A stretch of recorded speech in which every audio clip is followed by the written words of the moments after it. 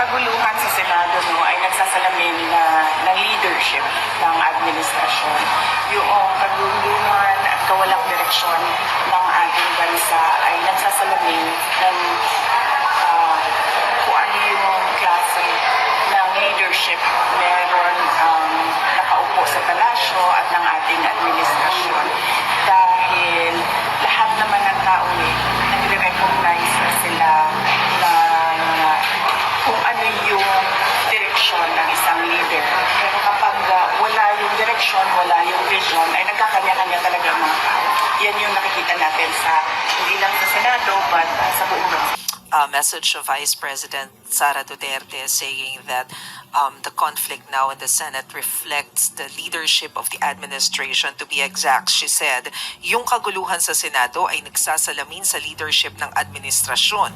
Yung kaguluhan at kawalang direksyon ng ating bansa ay nagsasalamin kung ano yung klase ng leadership na meron ng nakaupo sa palasyo at ng ating administrasyon dahil lahat naman ng tao ay nare-recognize nila kung ano yung direksyon ng isang leader. Your comment on that, ma'am.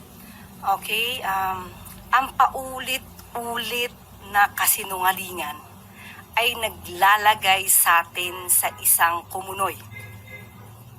Habang ang Pangulo ay patuloy na nagtatrabaho para ayusin, mabigyan ng mga tulong para mapaganda ang buhay ng bawat Pilipino, lalong-lalo na't may kinakaharap tayong global oil crisis, pati na po ang nangyaring lindol sa Mindanao.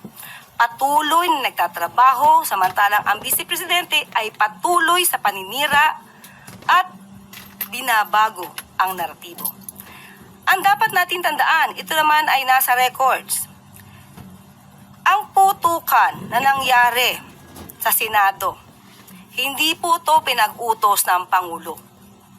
Ito ay may pagsang-ayon si Senator Alan Cayetano.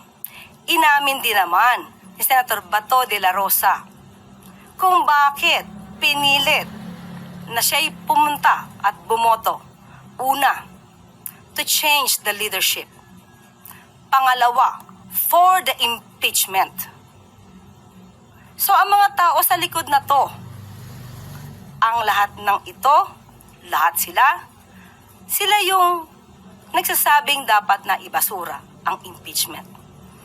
Ito ay lahat para sa proteksyon ng Vice Presidente. Ang